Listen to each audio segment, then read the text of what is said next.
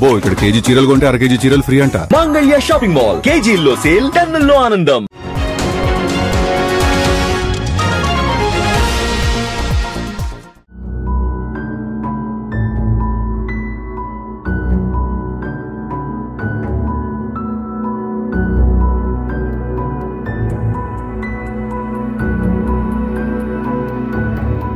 June 12న జరిగిన ఘోర విమాన ప్రమాదం భారత్ను ఇప్పటికీ వెంటాడుతోంది.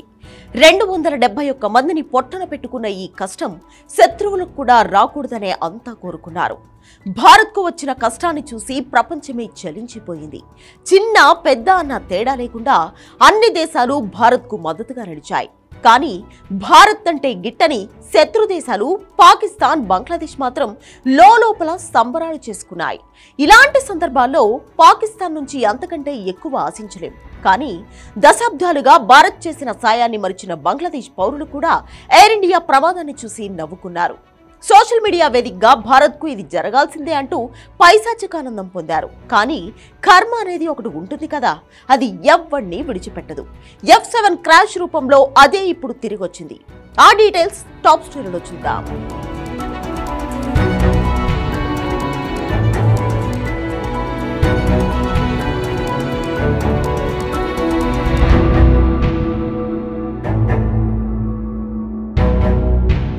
బంగ్లాదేశ్లో ఘోర విమాన ప్రమాదానికి సంబంధించిన దృశ్యాలే ఇవి. ఒక స్కూల్ భవనంపై F7 ఫైటర్ జెట్ కుప్పకూలిపోయింది. ఈ ఘటనలో సుమారు 27 మంది చనిపోగా 170 మందికి పైగా గాయాలు పాలయ్యారు.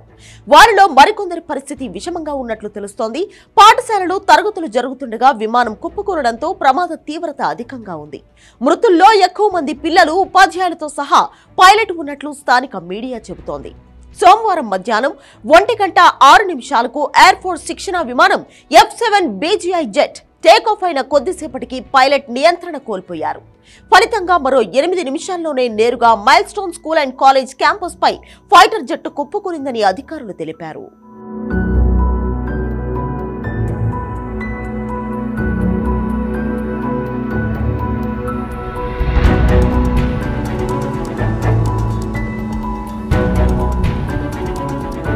బంగ్లాదేశ్ మనల్ని తీవ్రంగా వ్యతిరేకిస్తూ ఉండొచ్చు, భారత్ను కాదని పాకిస్తాన్తో స్నేహం చేస్తుండొచ్చు, భారత రక్షణను సవాల్ చేసేందుకు చైనాతోనూ టర్కీతోనూ చేతులు కలుపుతుండొచ్చు. అంత మాత్రాన బంగ్లాదేశ్కు వచ్చిన కష్టాన్ని చూసి నవ్వుకునే రకాలు కాదు భారతీయులు. కానీ ఎయిర్ ఇండియా విమాన ప్రమాదం సమయంలో బంగ్లాదేశ్ పౌరుల చిల్లర చేష్టలు చూసిన ఎవరికైనా కోపం వస్తుంది. అందుకే కర్మ రిటర్న్ అంటూ ట్వీట్లు చేస్తున్నారు. మనం ఏది ఇస్తామో అదే తిరిగొస్తోందంటూ బంగ్లాదేశ్ నెటిజన్లకు గుర్తు చేస్తున్నారు. ఇదంతా నెటిజన్ల వరకే, అది కూడా కొందరే. మరికొందరు క్షతగాత్రులు త్వరగా కోలుకోవాలని ప్రార్థిస్తున్నారు. మోడీ సర్కార్ మాత్రం ఎప్పట్లాగే మీ కష్టంలో మేమండగా ఉంటామని ప్రకటించింది. ఢాకా విమాన ప్రమాదంపై ప్రధాని మోడీ దిగ్భ్రాంతి వ్యక్తం చేశారు.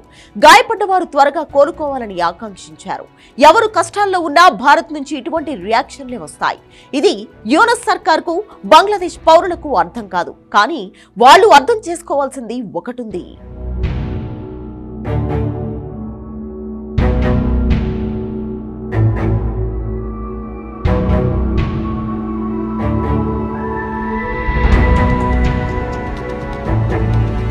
ఢాకాలో కుప్పకూలిన F7 BGI జెట్ చైనా తయారు చేసిన యుద్ధ విమానం. పైగా ఈ యుద్ధ విమానాల్లో ఒకటి ఇటీవలే మయన్మార్లోనూ కూలింది. అప్పుడు కూడా ఆస్తి నష్టం, ప్రాణ నష్టం జరిగింది. ఈ ప్రమాదం జరిగిన తర్వాత మయన్మార్ ప్రభుత్వం తీవ్రంగా స్పందించింది. చైనా ఉత్పత్తులు కొనుగోలు చేయడం వల్లే ఈ దారుణం జరిగిందని తీవ్ర వ్యాఖ్యలు చేసింది. ఈ ప్రమాదం జరిగిన తర్వాత ఆ విమానం తయారు చేసిన చైనా కంపెనీ మారు మాట్లాడలేదు. ఇప్పుడు బంగ్లాదేశ్లో జరిగిన ప్రమాదం తర్వాత కూడా పెద్దగా రియాక్ట్ కాలేదు. ఫైటర్ జెట్ తయారీలో చైనా సంస్థ నాణ్యత పాటించలేదని, అందువల్లే ఇలా కూలిపోయిందని నివేదికలు చెబుతున్నాయి. చైనా కంపెనీలు నాణ్యత పాటించవు, పైగా తక్కువ ధరకు ఉత్పత్తులు తయారు చేస్తామంటూ డబ్బాలు కొడుతుంటాయి. దానివల్ల చాలా దేశాలు ఆ ఉత్పత్తులను కొనుగోలు చేస్తాయి. చివరికి ఇలాంటి ఘోరమైన ప్రమాదాలు జరుగుతాయి. ఈ ప్రమాదాల వల్ల కొనుగోలు చేసిన దేశాలు తీవ్రంగా నష్టపోతూ ఉంటాయి. అటు ఆస్తిపరంగా, ఇటు ప్రాణాల పరంగా దారుణమైన అనుభవాలను ఎదుర్కొంటాయి. అయినప్పటికీ చైనా మారదు, మారే అవకాశం కూడా లేదు.